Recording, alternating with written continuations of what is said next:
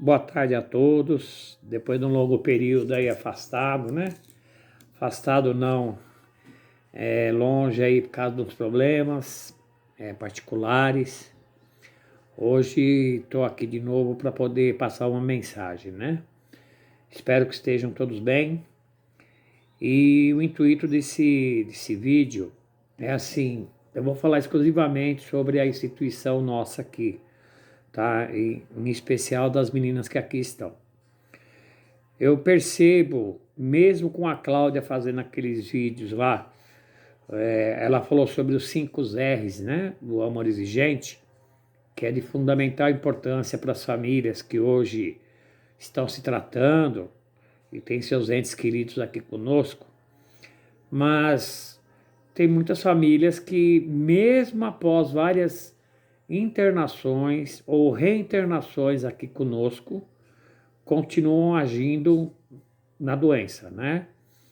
E para aquelas que têm seus entes queridos internados pela primeira vez, eu quero que vocês procurem a recuperação de vocês, porque a parte delas é com nós, tá?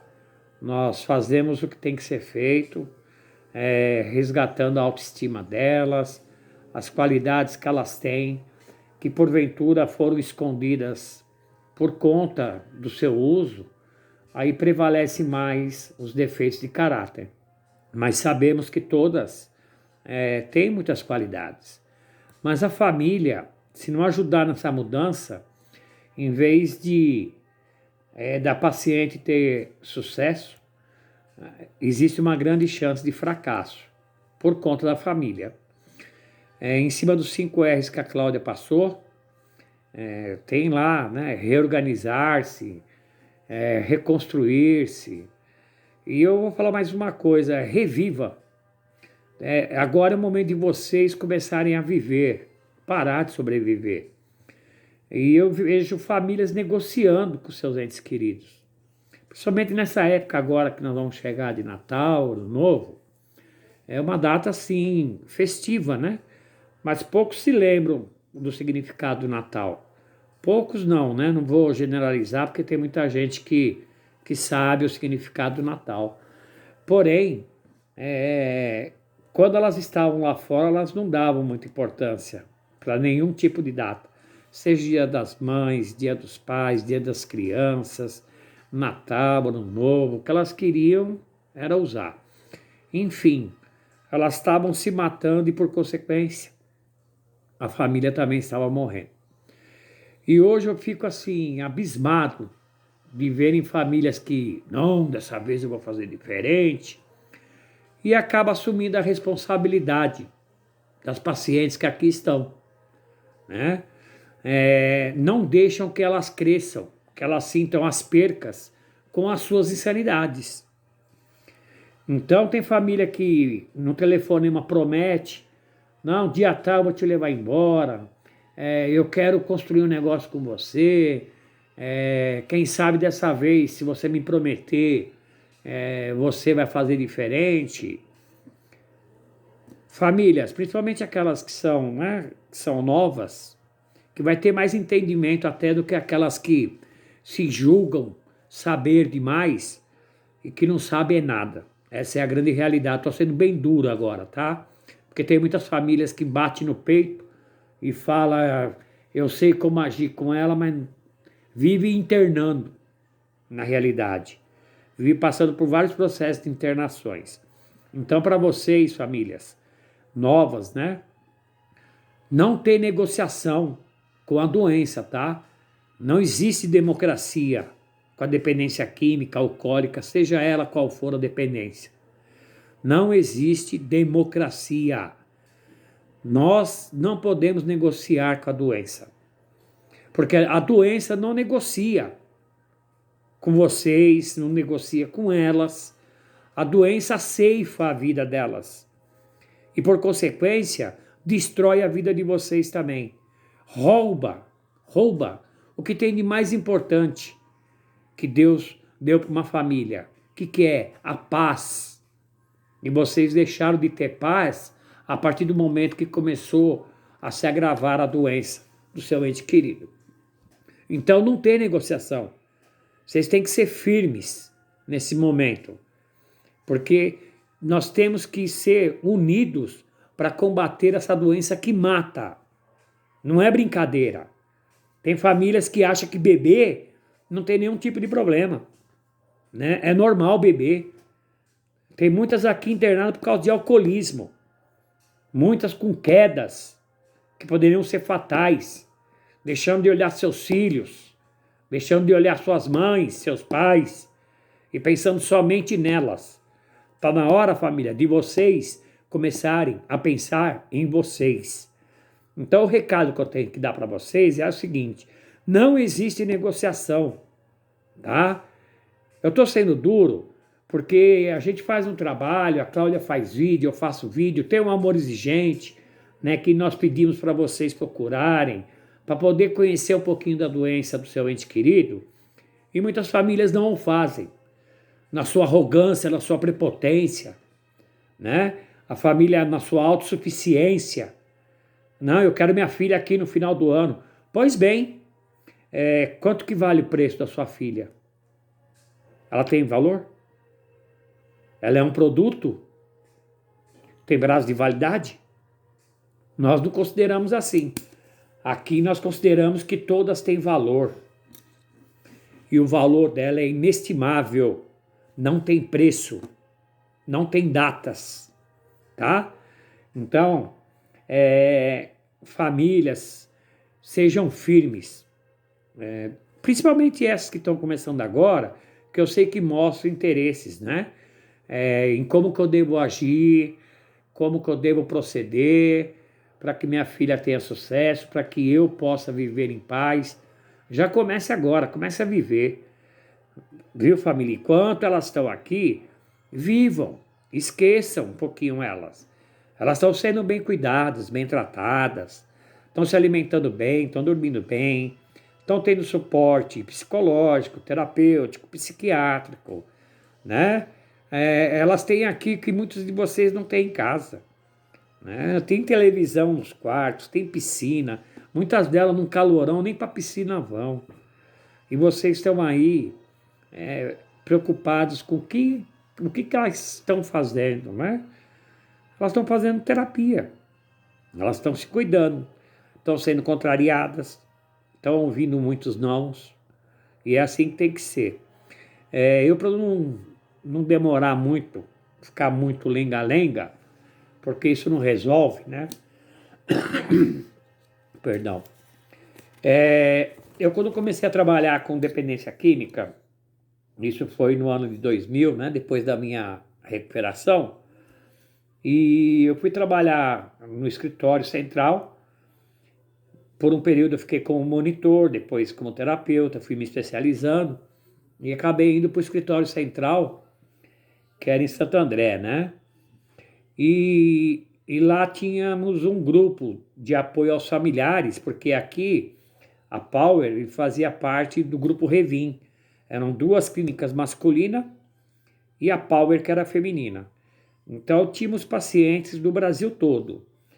E não tinha condições de atender a todas as famílias, então nós pedíamos também que fossem aos grupos de apoio de suas respectivas cidades. E aquelas que moravam em São Paulo, nós fazíamos uma reunião lá na PUC das Perdizes, toda quarta-feira. E foi um trabalho que durou aí 2 anos, entre 2003 e 2004. Foi um trabalho no qual eu cresci bastante, porque a gente pensa que ajudando as famílias, nós estamos nos ajudando também, e muito. E tive a oportunidade e o prazer de conhecer muitas pessoas assim fantásticas, que vieram a somar muito na minha vida. E minha mãe participava ativamente dessas reuniões, ela fazia questão de ir, e ela me ajudava muito. Ela e o Carlos, que hoje mora em Tiburi, né? É uma cidadezinha do interior aqui de São Paulo, e ele coordena grupo de AA até hoje. E ele não perdia uma reunião, e ele morava em Ribeirão Pires, hein?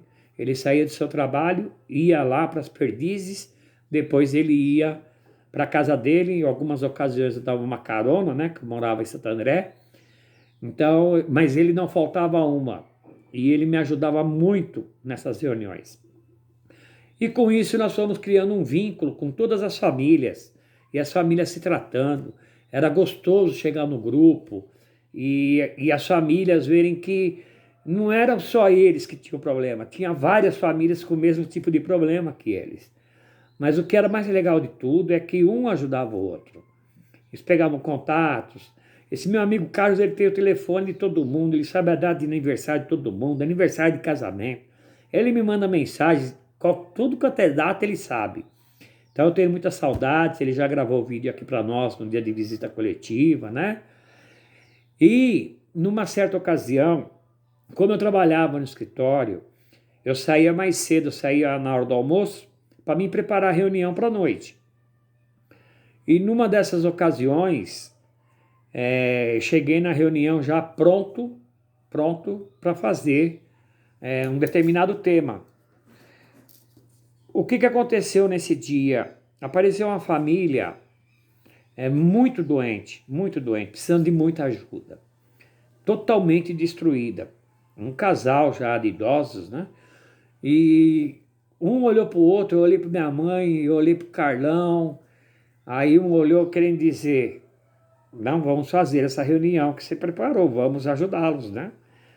E todo o grupo acolheu essa família. Tinha um filho internado conosco e eles faziam tudo por esse filho, né? Filho único, e eles faziam de tudo. E para eles a internação foi um caos, foi aquele desligamento doloroso, mas nós temos que ter um desligamento com amor. É isso que acontece na maioria das vezes, é o desligamento com amor. Eu estou fazendo isso porque eu amo meu ente querido. Então, durante a reunião, eles foram se sentindo acolhidos, eles foram vendo que não era só eles que tinham esse tipo de problemas. E, com o passar do tempo, eles chegavam sorrindo. Eles acolhiam aquelas famílias que chegaram na mesma situação que eles. Por quê? Eles começaram a viver. Eles pararam de sobreviver. E quando terminou o tratamento do filho, eles continuaram a participar do grupo de apoio. Ó, que legal! Né? Foram anos, né? Foram 2 anos aí de muita união. Era muito legal, nós fazíamos amigo secreto do grupo. Por que eu estou falando do amigo secreto? Justamente por causa do Natal. E qual não foi minha surpresa? Que em dezembro, eu vou até mostrar para vocês. Ó, dezembro de 2003, o título é Nossos Filhos. Esse casal fez essa carta para as outras famílias, mas foi uma carta de desabafo e eu gostaria de partilhar com vocês, para vocês verem que Natal, Ano Novo, Dia dos Pais, Dia das Mães, são datas. Eles vieram entender isso depois. Então, se vocês me dão licença, eu vou ler para aquelas famílias que estão pensando nessa data tão especial que está chegando agora, né? Dezembro de 2003, nossos filhos. Damos todo o carinho, tomamos todo o cuidado com a sua saúde. Colocamos até em escolas pagas. Não vemos a hora em que eles cresçam e se preparam para ser alguém na vida. Quando pequenos, nós o dominamos. Quando eles crescem e entram no mundo das drogas, são eles que nos dominam. Quando ouvimos o barulho da chave na fechadura do portão ou da porta, pensamos: que alívio! Nosso filho está de volta. Nosso filho chegou.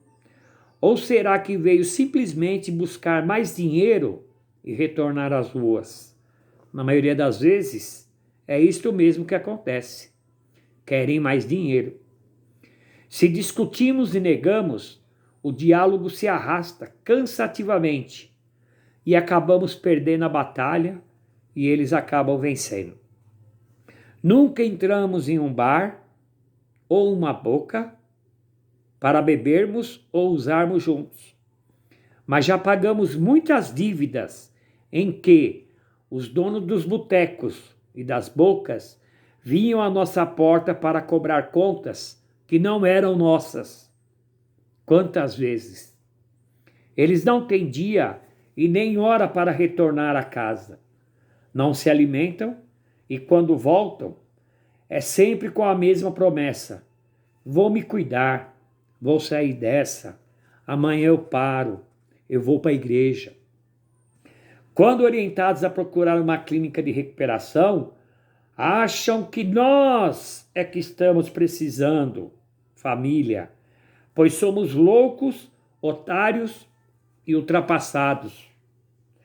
Quando oferecemos algo em troca do tipo, te emprestamos carro, nos finais de semana, se você parar com o uso de drogas, não funciona. Tivemos uma triste experiência nesse sentido. Numa madrugada, fomos até a delegacia retirar a ambos, o filho e o carro. As autoridades alegavam que ele estava dirigindo perigosamente. Estava embriagado e dando cavalo de pau, dirigindo na contramão e desacatando as autoridades. Em consequência disso, vendemos o carro. Agora perguntamos: isto serviu de castigo para ele? Não. O castigo foi revertido para nós mesmos.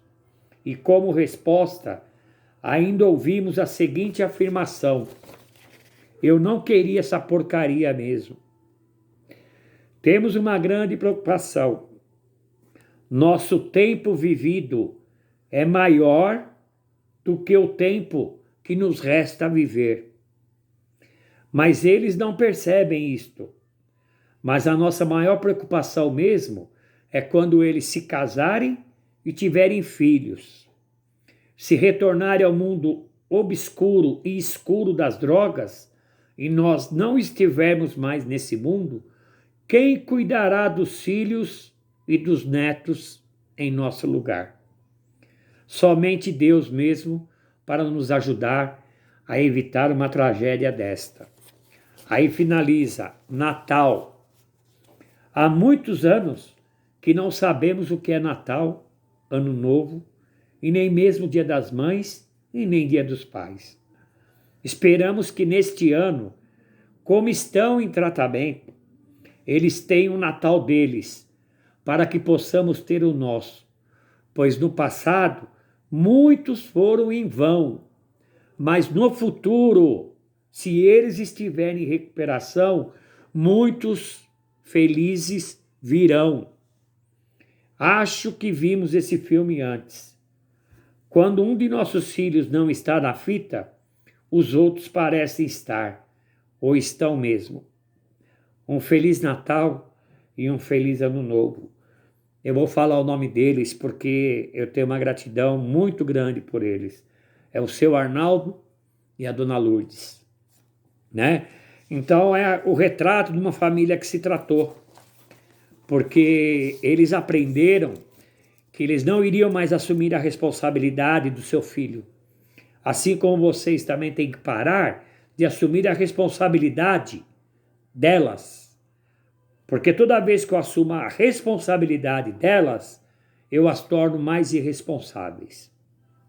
Tá bom, família? Então, não se preocupem, porque nós teremos uma ceia maravilhosa aqui, como todo ano nós temos.